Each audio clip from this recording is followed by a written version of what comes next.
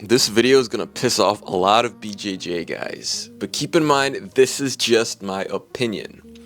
Comment down below which martial art you train, and also comment which martial art you think is better, Judo or BJJ, and actually respond to each other. I want to start a little respectful debate. Alright, let's get into the juicy stuff. My first point as to why I believe Judo is better than BJJ for self-defense: Judo puts way more emphasis on throws and takedowns over BJJ. One thing that is a good criticism about jiu-jitsu is the lack of takedowns. That is a real factor in any sort of real world situation. And for a self-defense scenario, since fights all start while standing, you're going to need to be really quick to neutralize an opponent from standing, taking him all the way down to the ground. But that's the thing, Judo also puts emphasis on groundwork, just not as technical as jiu-jitsu with all the fancy leg locks and wrist locks and such. The niwaza, the ground attack part of jiu-jitsu, comes from Judo. Stand-up techniques, not only throws, but also locks and stuff. See, this is where jiu-jitsu might have an advantage over Judo in terms of standing locks and chokes and stuff, because Judo doesn't really teach that. Judo just teaches throws from a standing position, which is crucial in a self-defense scenario. So if you can submit somebody while they're standing without having to go to the ground, that's a W right there. And jiu-jitsu does that. But when it comes to stand-up throws and stuff, like I said in the previous point, that's where Judo has the advantage. So I'm probably gonna make this point even with Judo and Jiu-Jitsu. Next point is being able to fight multiple people at once. So for example, Judo can be adaptable with multiple guys you're fighting at once.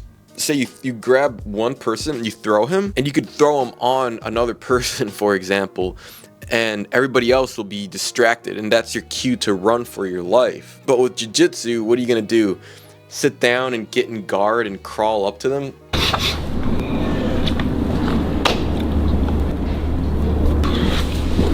Oh, just be careful, this ankle, a little bit dodgy. Next point is physical conditioning. Okay, not saying jiu-jitsu fighters are not fit, and this is not to judge, but one thing I realized when I went to a jiu-jitsu club for the first time is everybody's doing a lot of smoking weed and doing a lot of nicotine. Not saying those are necessarily bad in certain instances, but for a sport, first of all, weed just slows you down. And nicotine constricts your arteries, not allowing as much blood to flow to the muscle. So how are you gonna perform as much? How are you gonna get oxygen and blood into the muscle when you're panting and you're tired? I guess that's just Western jiu-jitsu culture. But with Judo, even in Western Judo culture, we don't really use much substances. It's not promoted as much. Therefore, our fighters are stronger, more fit, more capable. And I've just seen it. Judo people are just more chimp strong, as Joe Rogan says. First of all, those guys are so freaky chimp strong.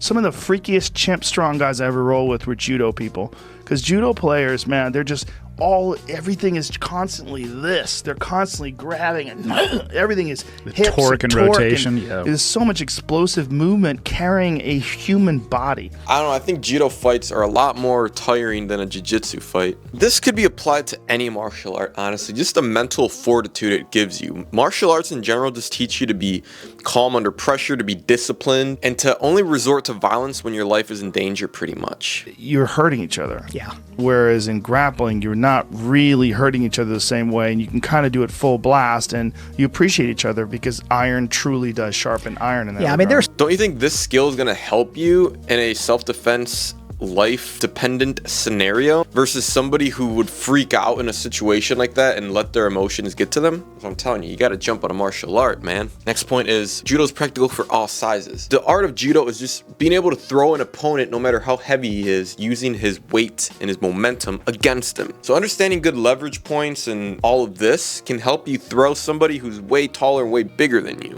You just got to learn your throws. And this will definitely help you in a self-defense scenario. Versus jiu-jitsu doesn't really, again, put emphasis on standing techniques. You know, I think every jiu-jitsu guy would really greatly benefit from having a good comprehensive knowledge of judo. My next point is minimal reliance on ground fighting, because you're going to want to avoid that, especially in the beginning. If you can finish a fight standing, then that's good. Incredible. Plus concrete. That's the worst place to be, with a heavy winter jacket with a judo specialist. And then boom. You don't even have to get your hands dirty on the ground. You can just run for it. Jiu-jitsu doesn't really put emphasis on that type of technique. So take what you will from this video. Again, it's just my opinion. If you like jiu-jitsu, hey man, more power to you. If you want to lose some fat, build some muscle, and get into fighter shape, I highly recommend you hit the link in my description or in the pinned comments below. And you can apply to my one-on-one coaching to see if we're a good fit to work together.